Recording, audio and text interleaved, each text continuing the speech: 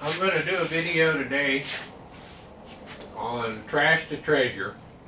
I'm going to be dealing with sterling silver that I buy off of eBay or anywhere I can find it, and some of the things that I do and reprocess it. Some of it I process into silver sheet, silver wire, mostly ingots. I process them, clean them, then pour them into ingots and sell the ingots out on eBay. I've sold out so far, so I've purchased some more scrap jewelry, and we'll go through the steps that it takes to turn it into ingots or turn it into new jewelry. So I'll get the camera set up, get close in on what I'm going to do here, and show you what to look for and what to look out for.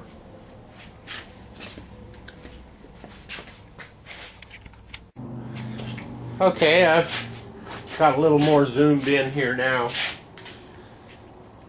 So what I have here is an old sock, but what I did is I had some really questionable jewelry that was hallmarked wrong, or it was low grade. Jewelry comes sterling, just like gold. Gold comes in different carats. Sterling comes primarily, the standard is 0.925 sterling, which means that 0.925 of it is pure silver, and then the rest is an alloy.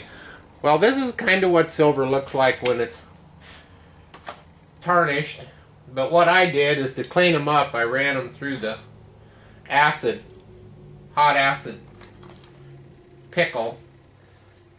And I don't know that if some of this is silver or plated stainless. You cannot rely 100% on the acids, because there are some alloys that don't react with it. Now, one thing I found out the hard way, this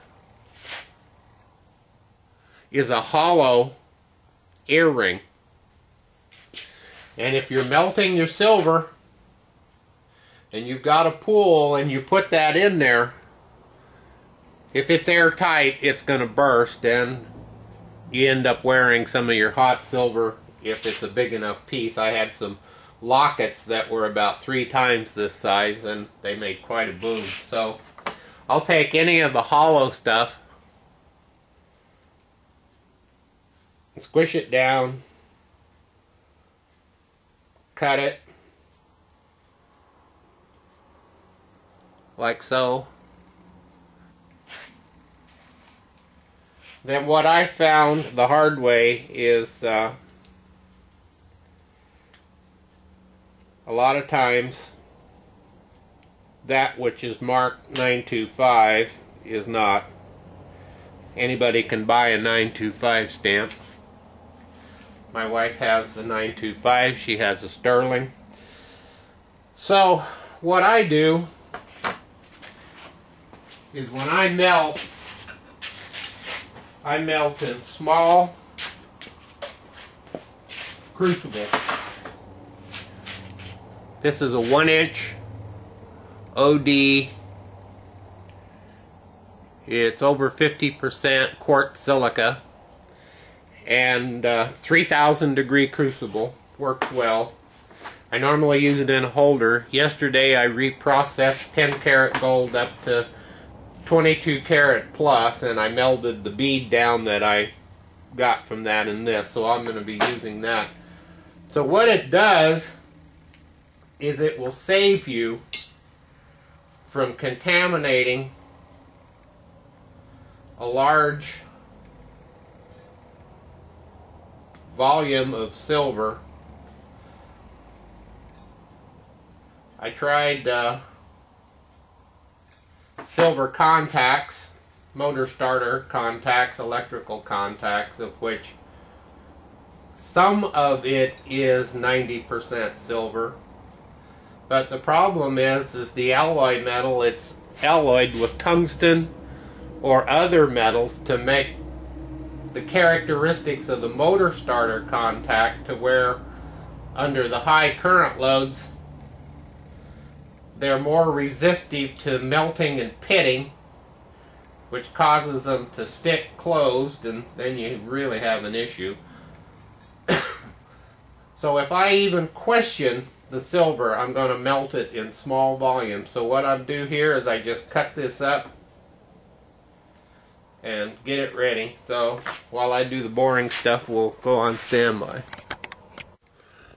So here's another little test you can do as of some of the quote sterling silver that I was getting ready to melt. Okay, the little bird earrings. This is a magnet. This is supposedly a piece of silver. It was hallmarked at 9.0. So the little bird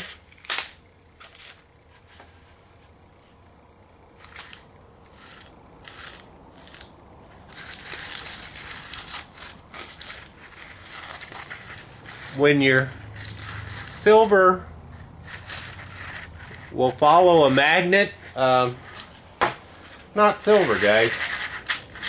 So what it is, it's a piece of plate. If that would have got melted into the crucible with the silver, I would have had garbage.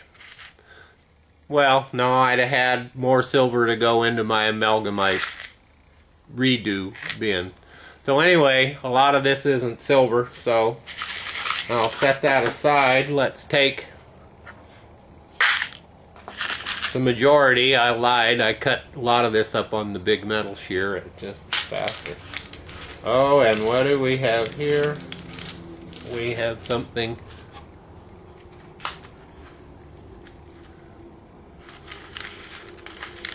Nothing in there should follow the magnet around. You can feel it pulling the magnet down. So I'm going to sort all of the non-silver out of there. So back on the standby.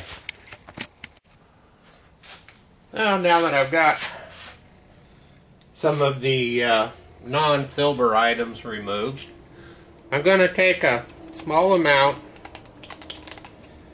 of anhydrous borax.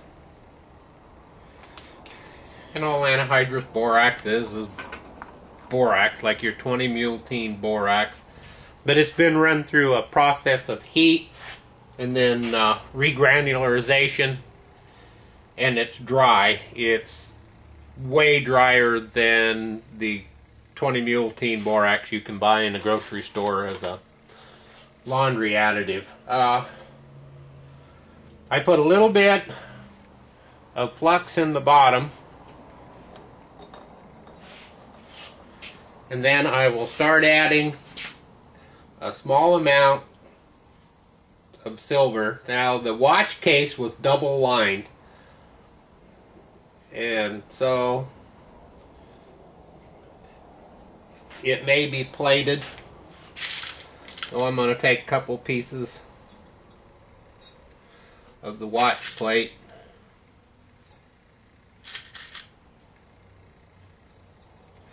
put them into the crucible, and then we'll start out melting those. Get my torch ready to go here.